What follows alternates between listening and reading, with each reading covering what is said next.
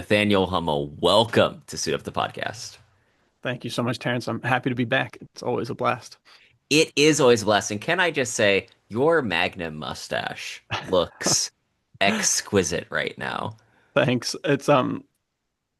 We've never talked about this on the podcast or anywhere, I think, but I'm actually not a big fan of facial hair. I don't know if it's been watching. What?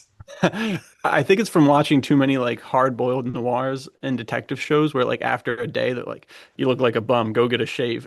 And somehow like early in my formative years, I was like, damn it, I look like a bum. I need to get a shave. So I like to keep it around like 3 days beard and clean Hmm. shaven everywhere. But then you got to bring the mustache out because the mustache is just exquisite. And it's so this is a little insider information. Ooh. Super exciting stuff coming up with the Veritas Horror Film Festival. Hmm.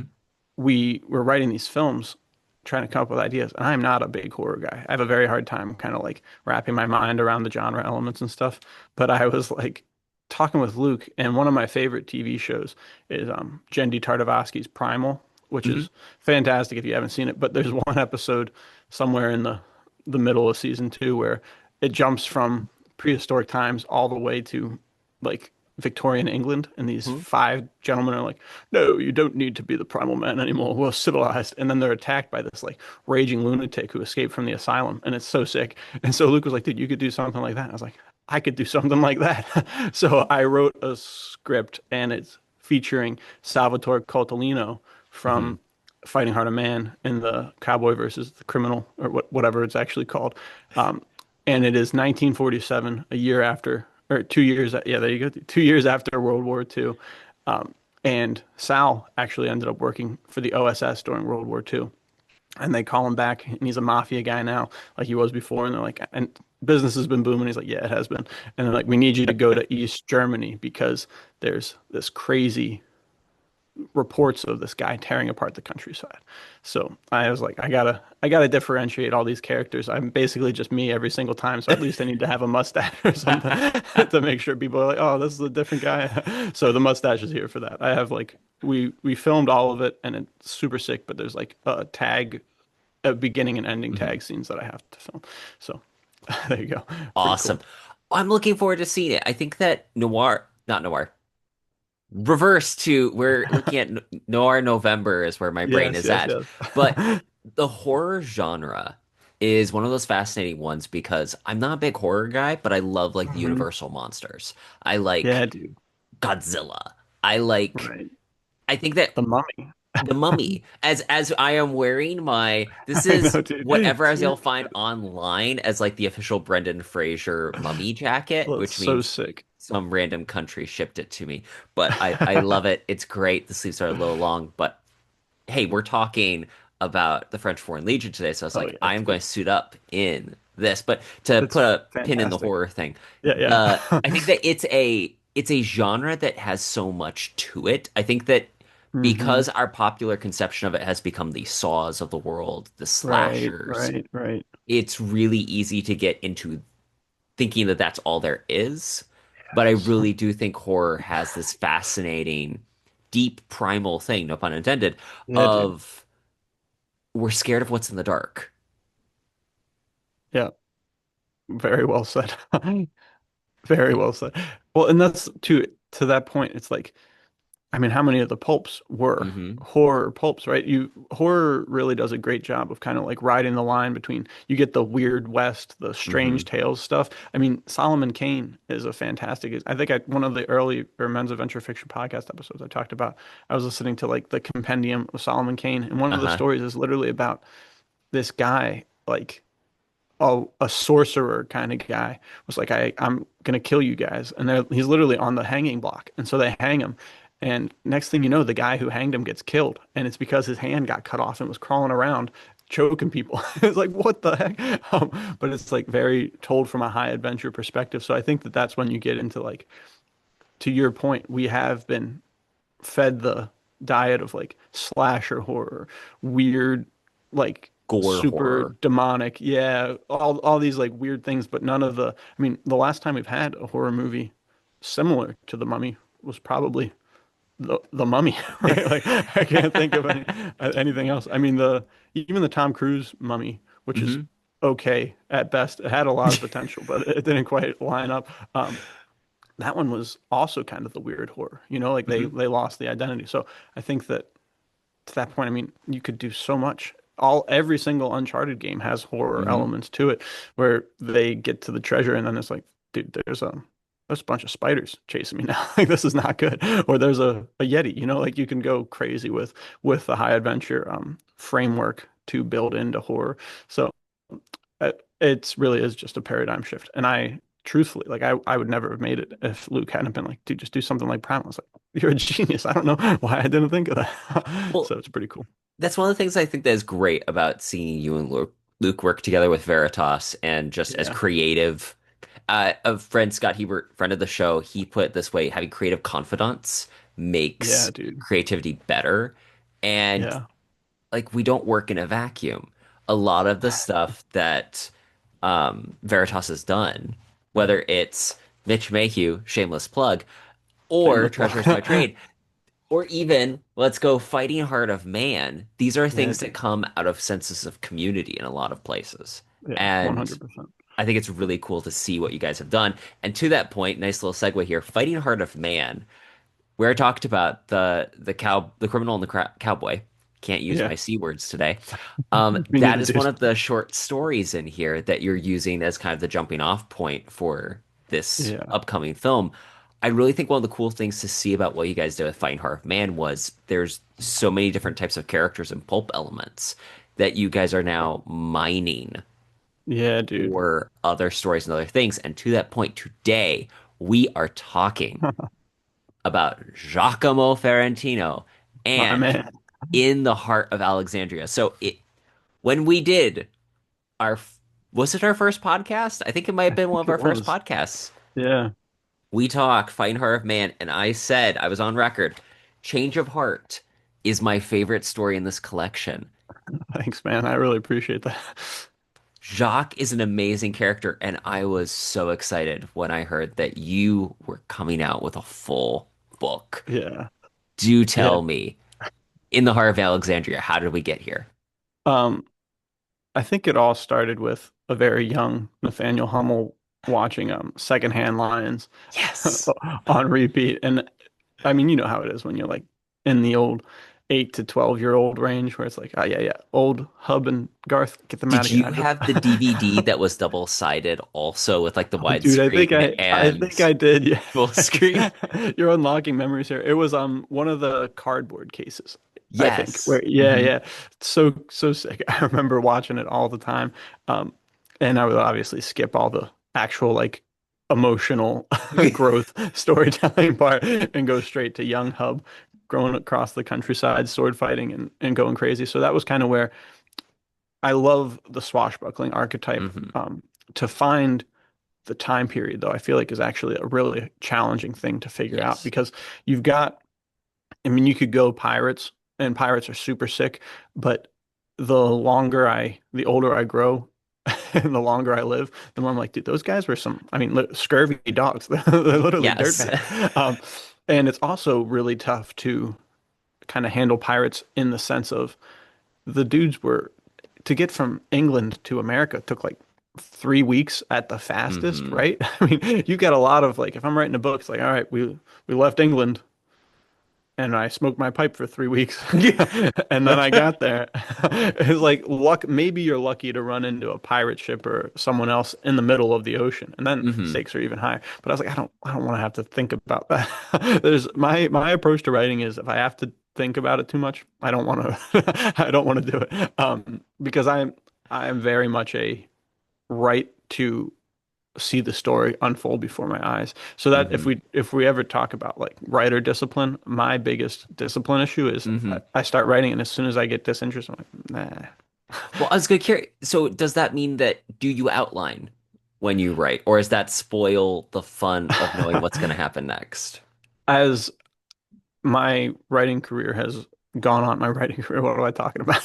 As I've written more and more, I have found an interesting balance. It all really started, I think it was August of last year.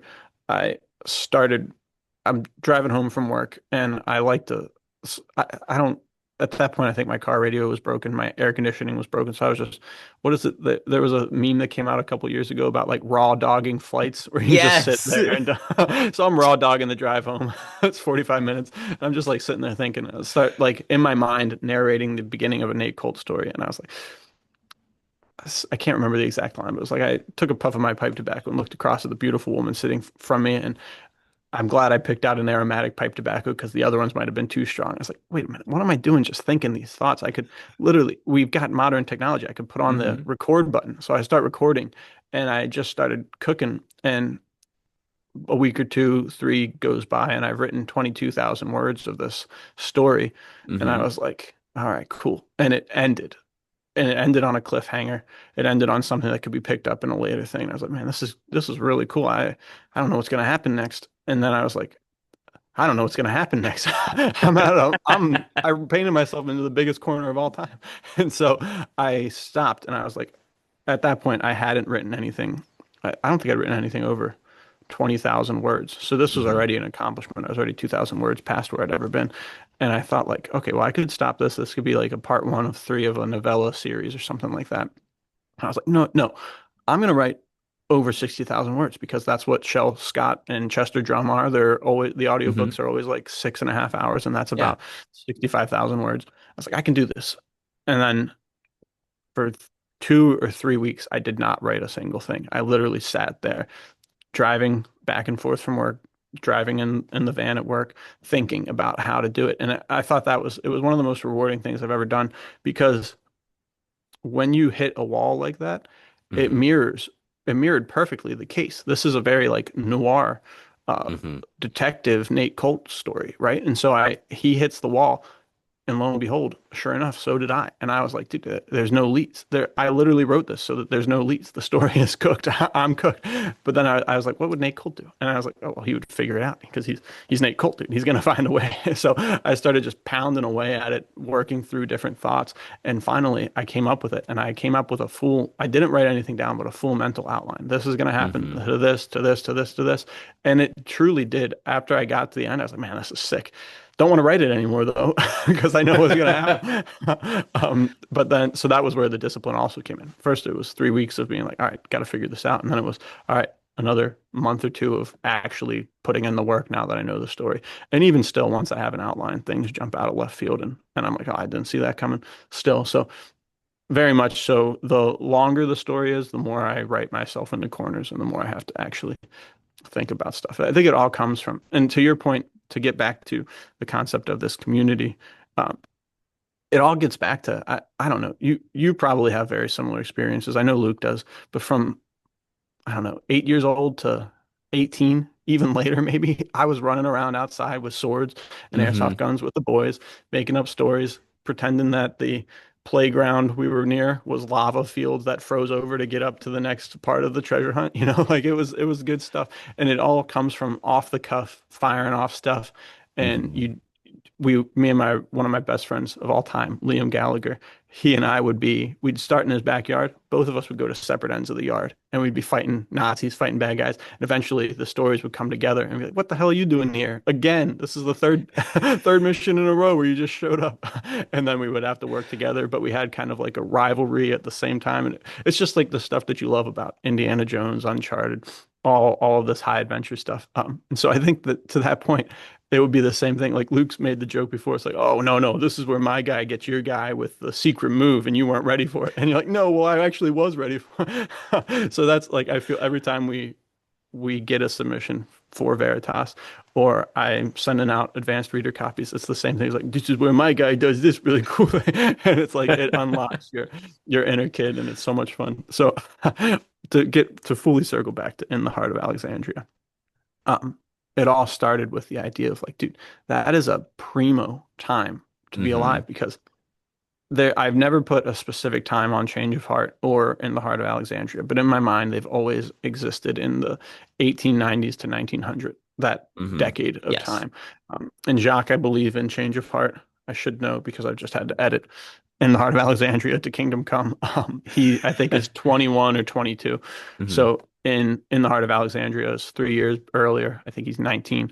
Um, so it's Probably 1893. I'm not going to commit to anything, but that's kind of Hmm. where my mind is set. Yeah. Um, which is a great time because that means theoretically in another 20 to 30 years, Jacques could be on the forefront of the happenings before World War One, which is Hmm. super cool. And he'll only Oh be yeah. 50. And Hmm. as we know, Tom Cruise can be doing this till he's 63. So you got Jacques killing people for years now. So it's great. But I think that that time is so rich because I love the Wild West and the Hmm. 1890s are primo cowboy time. And that's something that one of the big inspirations is El Borak, who literally was so good in the West that he got bored and was like, there's not enough adventure out here. So he goes to Afghanistan, bounces around the Middle East and learns how to sword fight. And he's just one of the super cool concept, super cool idea. So that's what I kind of wanted to do is like, dude, let's take a guy who is in the same time as the Wild West, but Hmm. let's throw him into the Middle East, into North Africa, and have him sword fighting and swashbuckling. So that was really kind of where it was because then you have guns, but the real focus is going to be the swords. But if you're in a sticky situation, you can pull the old Indiana Jones where he's like the guy's throwing the sword and he just pulls out his gun and shoots him. So it's pretty cool. I really like that timeline. It is a narratively rich time. Yeah, dude. It's what I tend to think. I like to set stories in what I call the transition periods of history. Now, Nice, dude. technically, all of history is a transition, but stay with me here. I feel like I'm anytime you staying. have a large cultural upheaval, either just before or just after, those are Yeah. the points where it's the frontier of life. And putting someone in the actual frontier, in this case being the wilds of North Africa or Afghanistan, really does work to create that engine for adventure. Yeah, man.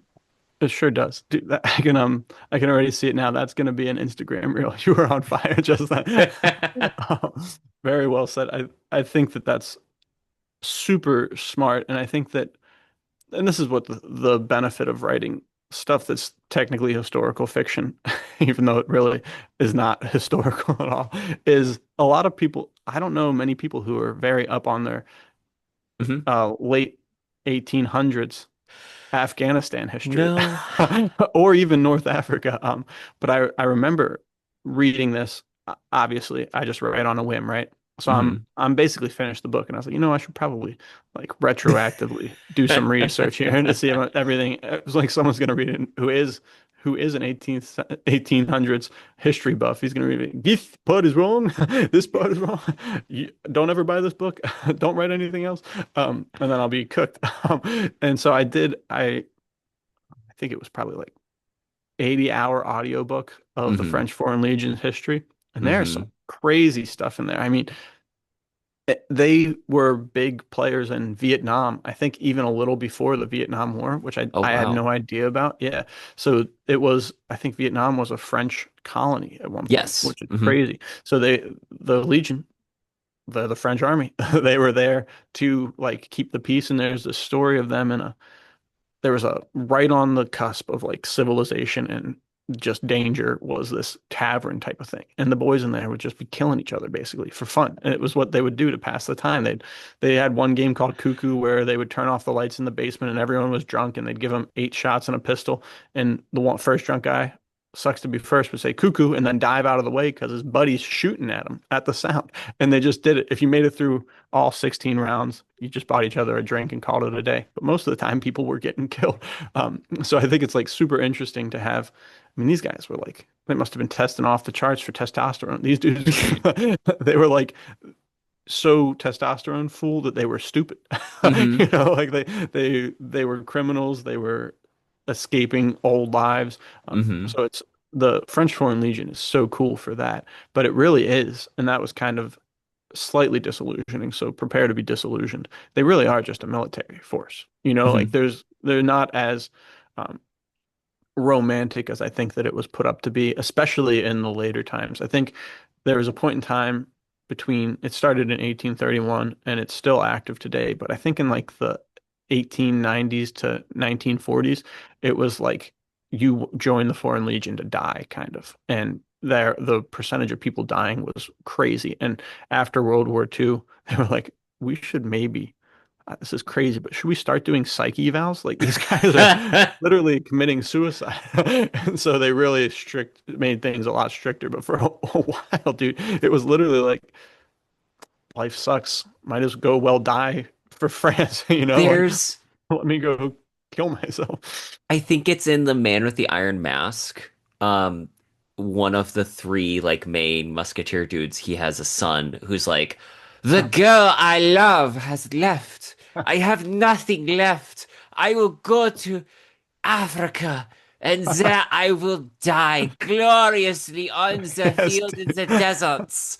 And I'm like, in hindsight, I'm like, oh, now that Nathaniel's saying these things, I think he was joining the French Foreign Yeah. Legion. Yeah, dude. I mean, if there's a way to go, that's got to be up there on the top of the list. So it's pretty cool. I think it's a super to the point, fully in contradiction to everything I said. It's a very romantic idea, right? Like Hmm. it's you're literally borrowing other people's trouble, but because that's the type of man that you are, you're an adventurer, you're a dangerous guy seeking adventure, and you don't really care where it comes from. So super interesting. I also because this is the challenge, right? Jacques, in Change of Heart, you find out that he has like climbed the ranks very quickly because Yes. he's a machine. And this to this point, he's Absolute unit. actually, yeah, my dude is crazy. He is somewhat disinteresting for me to write because he kind of falls into a little bit of a Superman syndrome. I'm like, dude, this guy Hmm. is like, he's gonna win. He's like John Wick essentially, where it's like, dude, you can shoot him, you can stab him, he's still gonna come out swinging.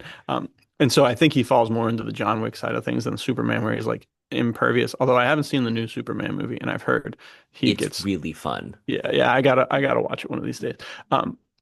But I like writing Nate Colt because Nate Colt is funny. Like there's a lot of Hmm. jokes that I get to feather in there. But There are Jock, so many moments when I've read Treasure is My Trade, again, shameless plug, where I just read it and I'm like, what's amazing is it has that unique balance of these lines are really funny, and every now and again there's a moment where Nate says something and I'm like, Nate thinks this is funny, and that's even funnier.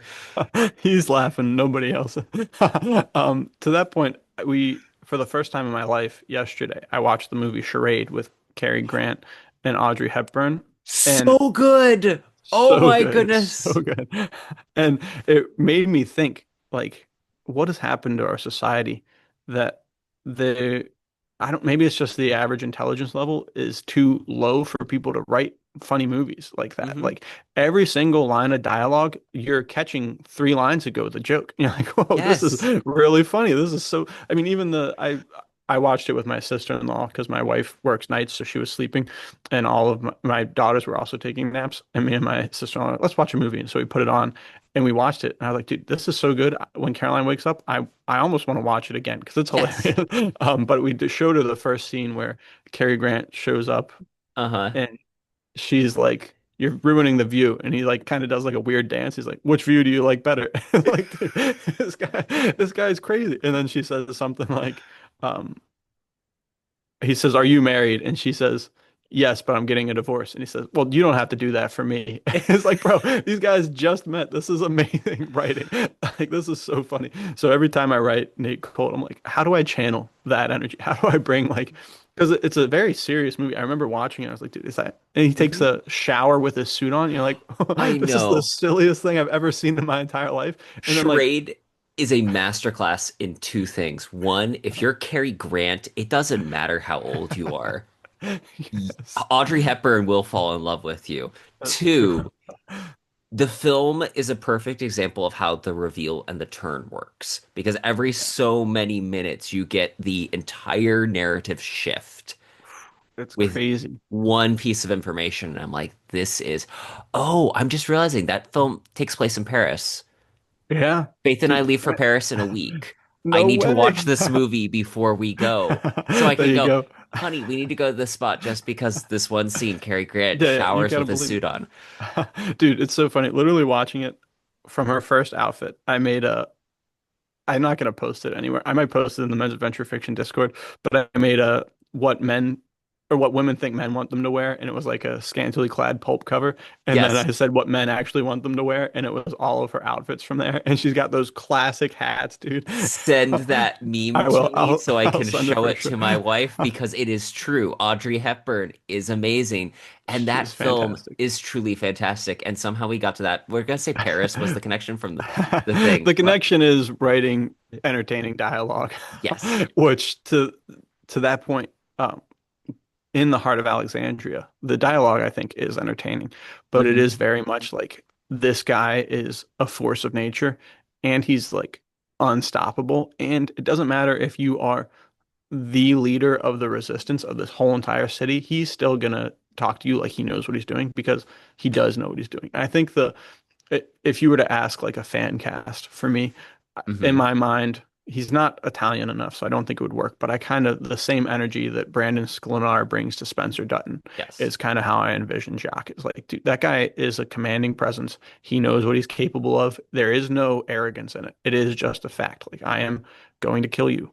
You Hmm. can either not let that happen or you can let it happen. It's up to you. Like, you cannot let it happen by leaving me alone is the only option here. I think the line in season one of 1923 where Alexander's like, dude, this guy is like the best duelist. You're in trouble, bro. And he's like, sweetheart, I kill for a living. Like, I'm fine. And then he literally takes the guy's sword away from him like 15 seconds later. So I think that characters like that are so rich if written well. And I Hmm. think, not to say that I did it well, but I've enjoyed writing him. I've enjoyed reading him. Uh, there's different points like after I've gone through a full edit, I'll listen to it on a Hmm. robot reader guy, and I think I've found that it's a good story that I've written because I Hmm. probably have like 4 or 5 novel length stuff in the backlog that I just will listen to every once in a while. I'll be like, all right, when should I publish this? When should I work on this more? Hmm. And I listen to it, and if I start laughing or I start like, dude, this is sick, then I'm like, all right, this was a winner at least for me. And that gets back to the idea that we talked about before, right? Where I'm not necessarily writing for everybody. I'm writing for Hmm. you to read. I'm writing for Luke to read. I'm writing for Hmm. the Men's Adventure Fiction Discord to read because I know that you are the guys that love this sort of stuff. So it's super cool to be able to just have that freedom in writing. It's like it literally is like playing outside in the backyard with your best friends. It's like, dude, check out this cool idea I just had. And everybody's like, well, that's actually a pretty good idea. And then but my idea is also cool too. And you're like, yeah, that is a sick idea. So it's super fun to be. It's almost like the Renaissance. Like we talked about on the podcast, you said, Hmm. what would the men's adventure fiction inkling be in the Yes. comments? Like, I don't know, dude, but we're there. We've got this like renaissance of creative minds, and it's so much fun being a part of. Hmm. I really enjoyed In the Heart of Alexandria. I think that you Thank you. do that thing that is so a character that's we'll just use Superman as the archetypal example, but Yeah, Jacques yeah, is that he's a good guy. He knows what he's doing. He's not invincible, but he is capable in every yeah. situation. That's a really hard character sometimes to write because, to your point, it's not always the person that's the funniest in the room. Right. He's not necessarily the most serious, but he has very little illusions about life. He Yeah. just does the thing. But that's where I think that the pulp mindset of character is such a useful thing because, like we were talking about, Fighting Heart of Man, you guys came up with a whole bunch of different characters and different kinds of pulp settings. Depending on the context, that's where the story really is what you can use to showcase and shine that particular type Oh. of character. And in the Heart of Alexandria, you do a good job of using this as a showcase for who is Jacques and why is he the right one for this mission.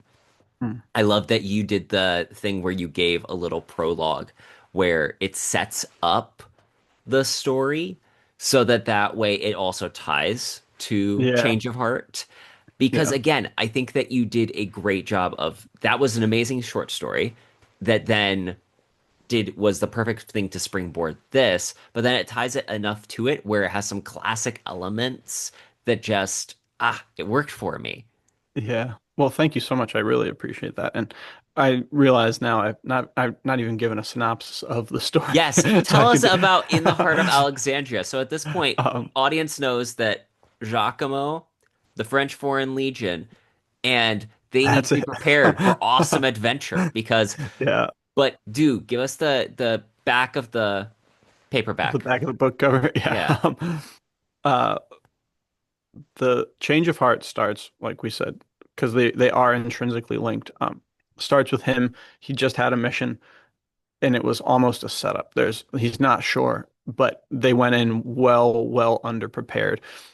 And there's a European nation, very powerful, but in the shadows, that is trying to take over different places in Africa, North Africa, the Middle East.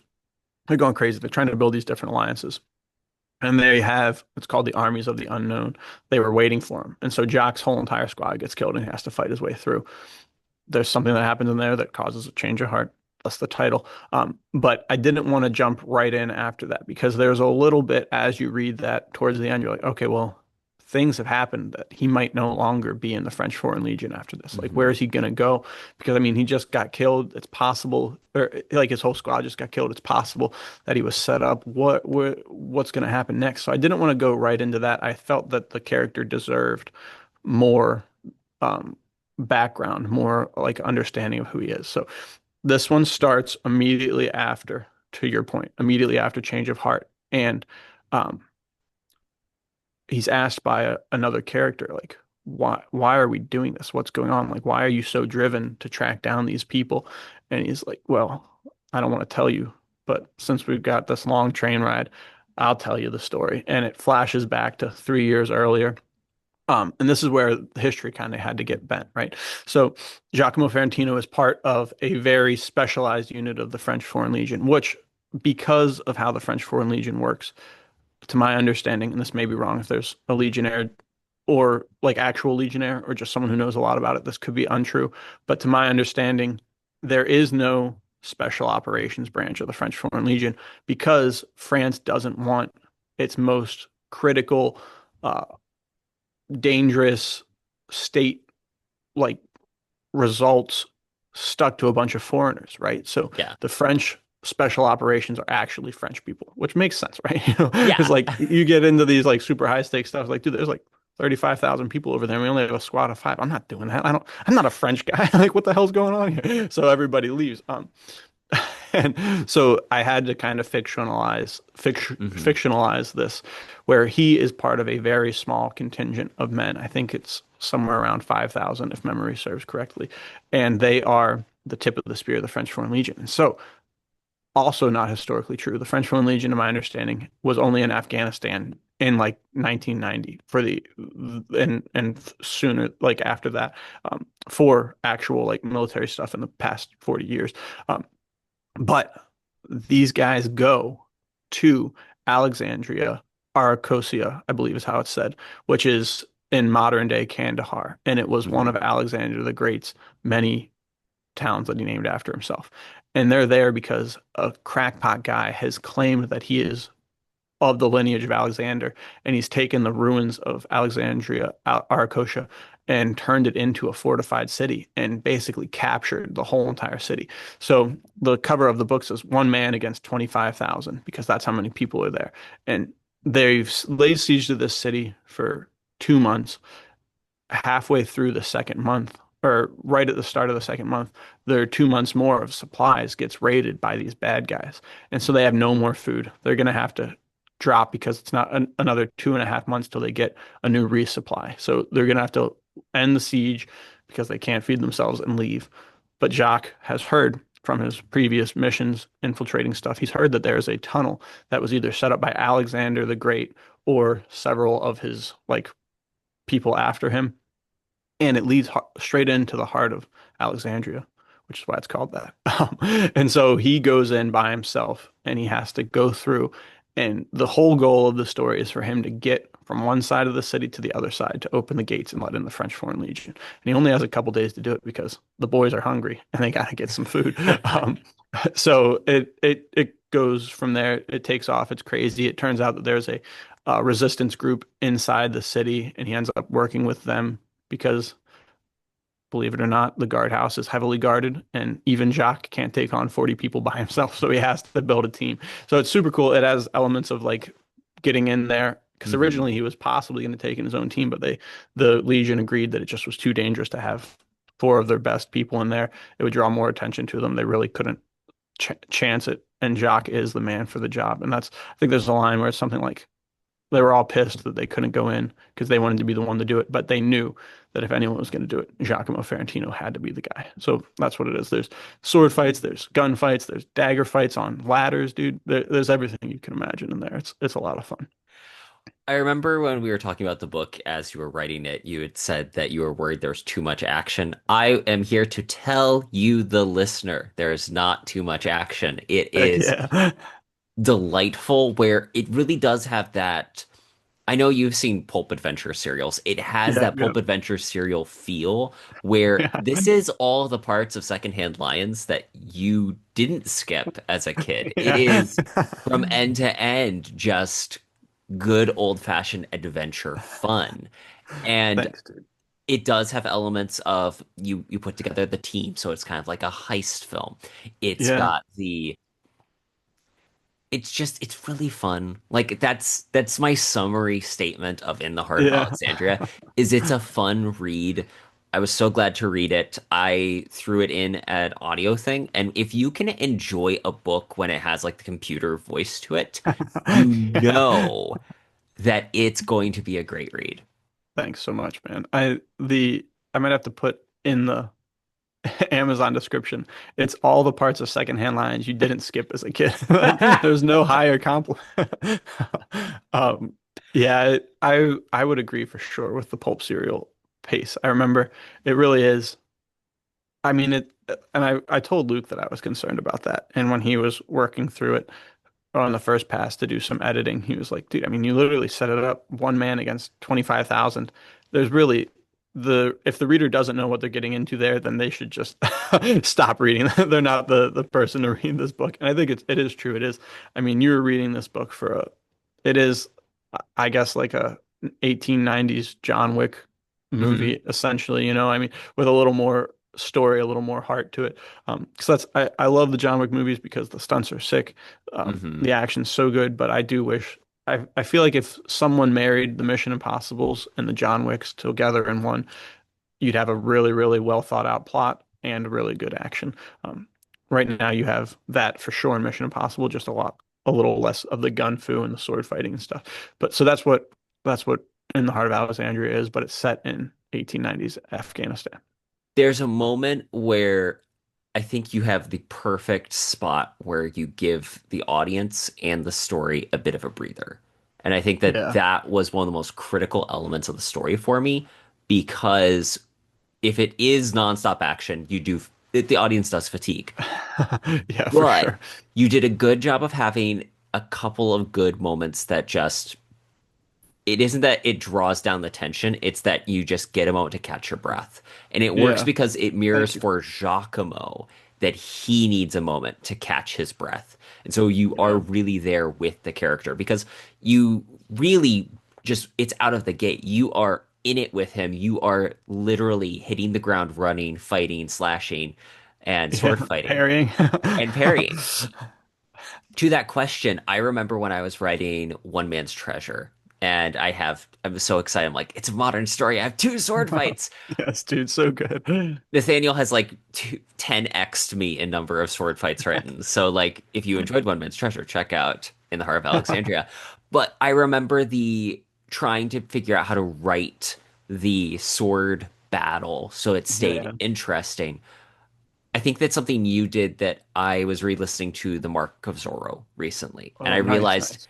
he doesn't describe necessarily every swing, but he describes where the characters are going and the intensity of the moment. I think that's something you Yeah. did really well.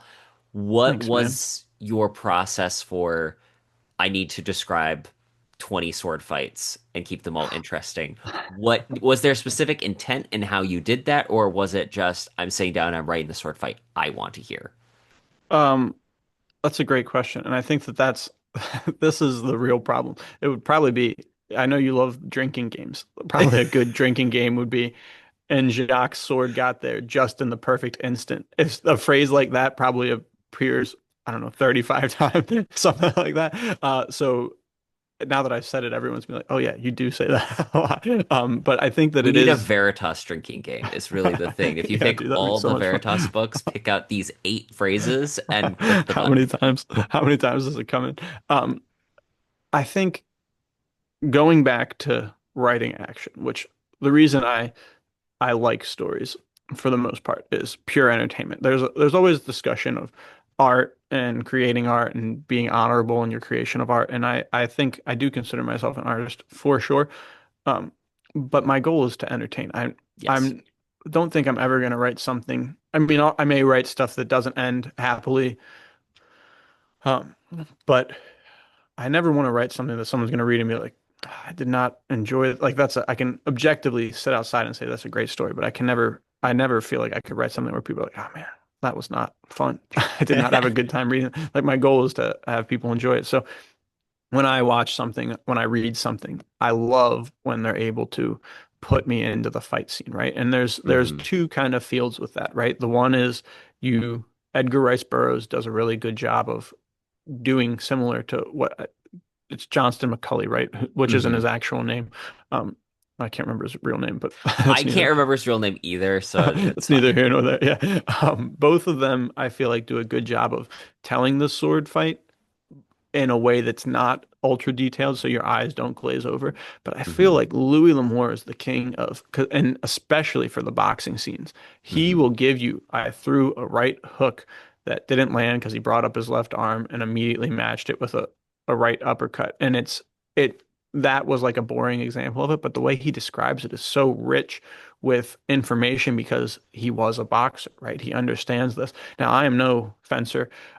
But a huge resource, and I would recommend everyone check him out, is Robin Swords on Yes. Instagram, Facebook, and YouTube. That guy is so cool. He actually, I feel like he would be a great guest for you. You guys would That would probably be actually be a best lot of friends fun.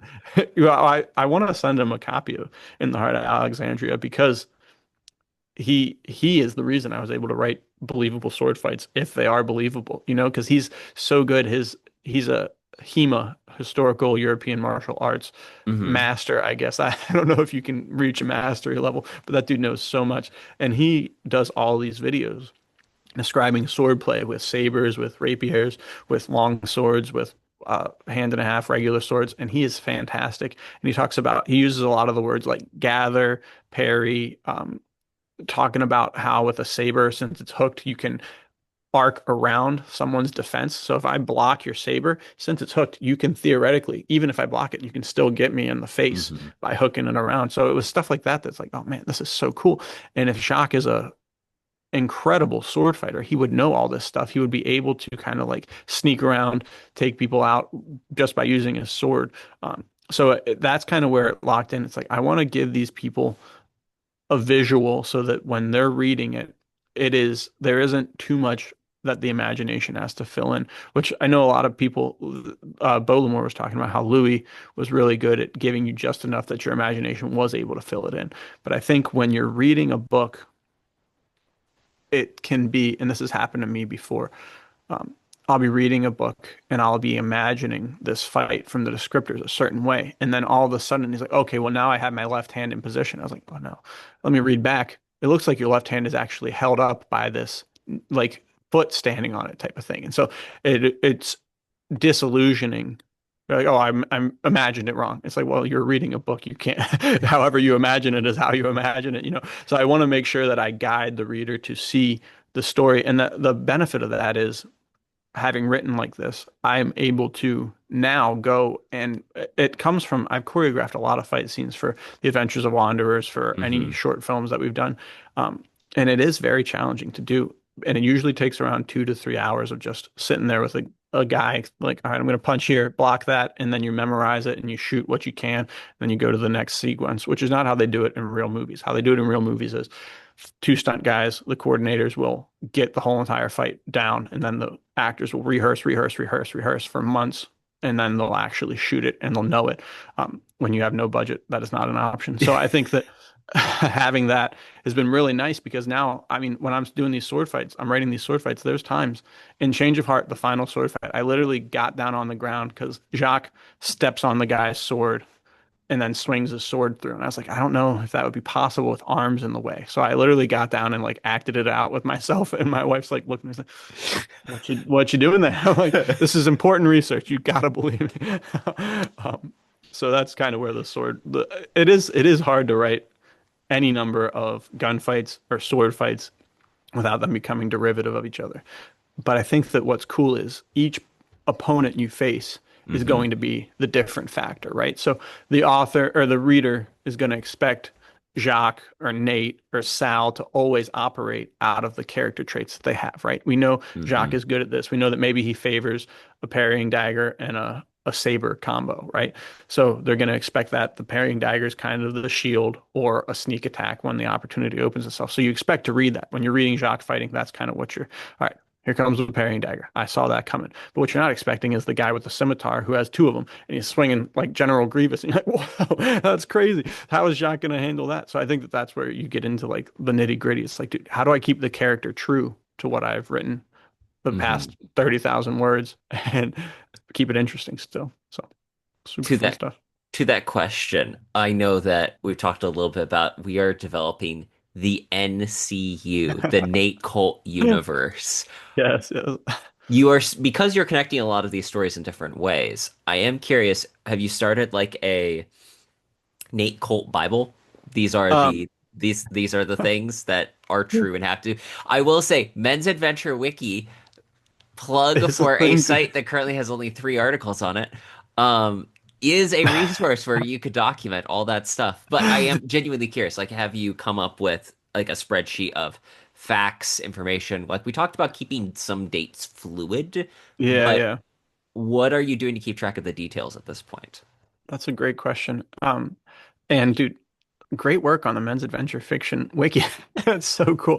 I tried to add a Nate Cold article, but I'm not intelligent enough yet to understand how to add articles on wiki. But I will before before the end of the year.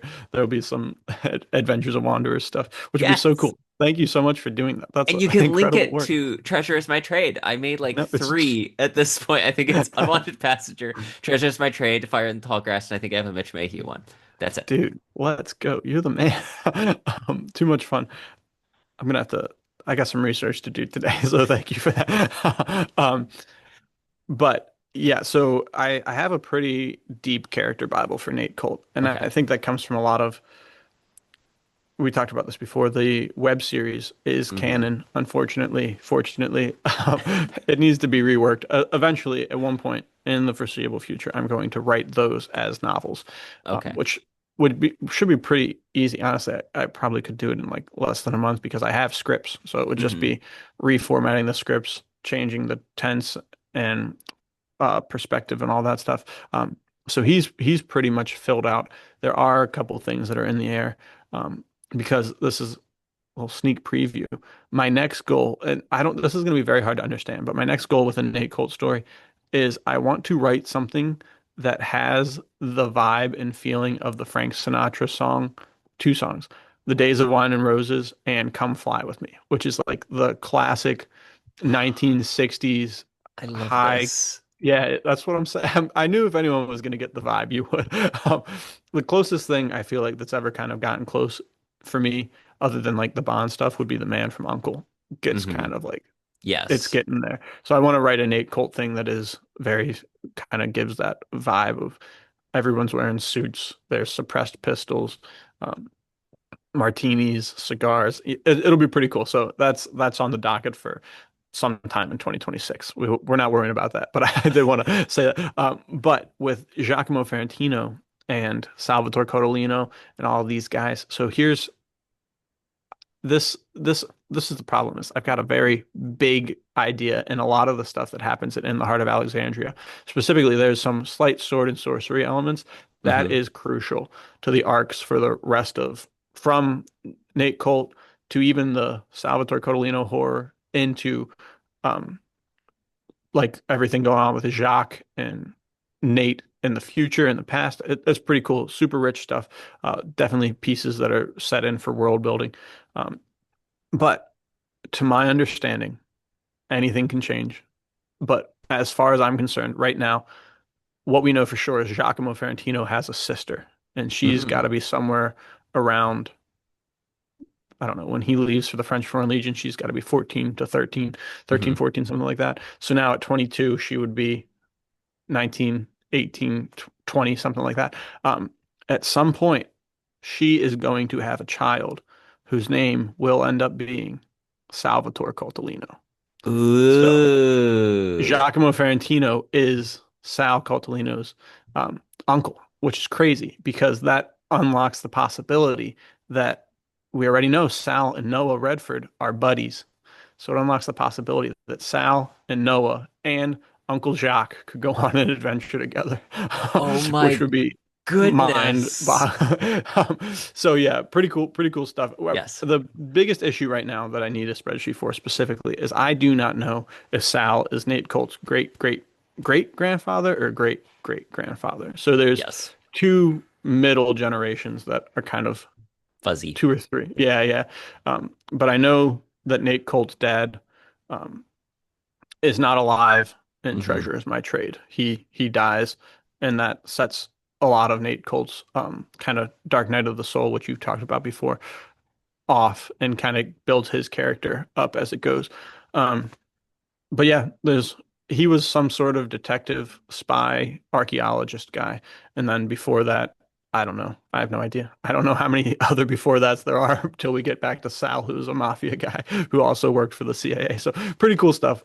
There's a lot to work with, and this is the problem is I pitched to Luke a lot of the ideas that I had after In the Heart of Alexandria, and he was like, this is super sick, but are you talking about like you're talking about like books 30 and 40 of your writing career, right? I was like, yeah, definitely. We've got a lot of work to get, but I've got the long game planned out. I don't Hmm. have any of the pieces in place, but I got some good ideas. So we'll see how it goes. I think that that's a great idea though, because really it gives you a goal and destination in some ways. It also gives you the ability of knowing this is how much steam I can Yeah. create in the story. Yeah, for sure. For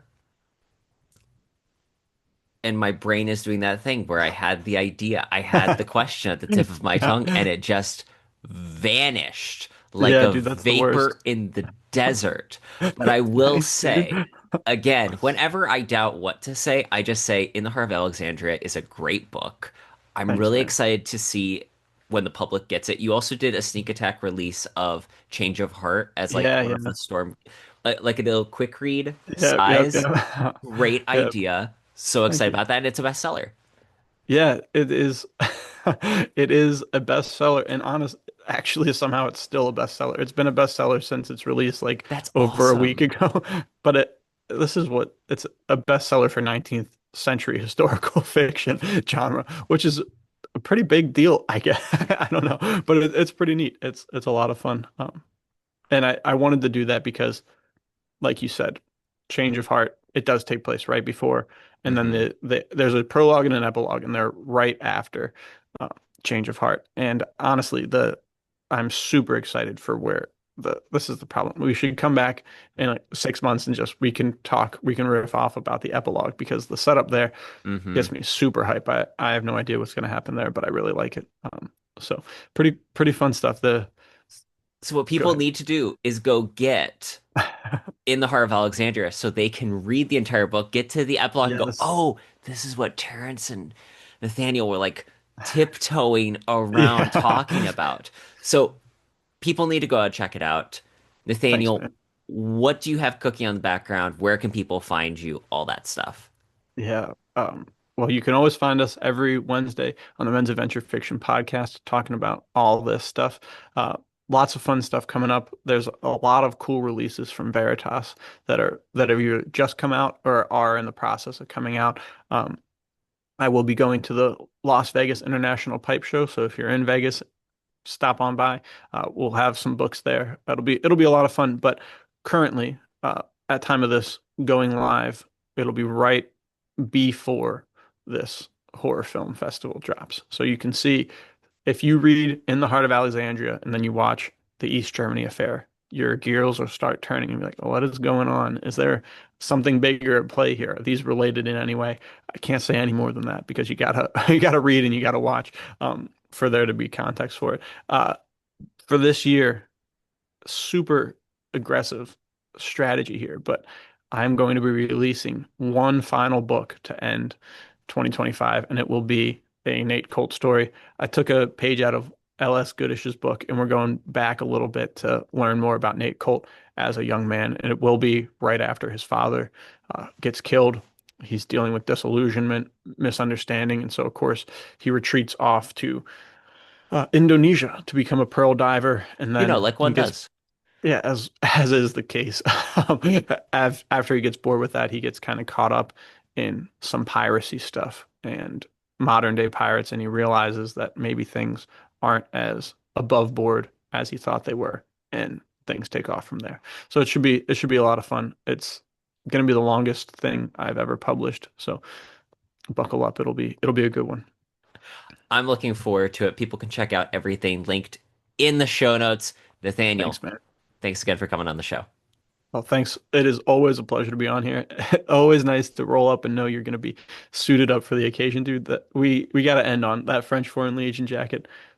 Thank Pristine you. work. Thank Thank you. you.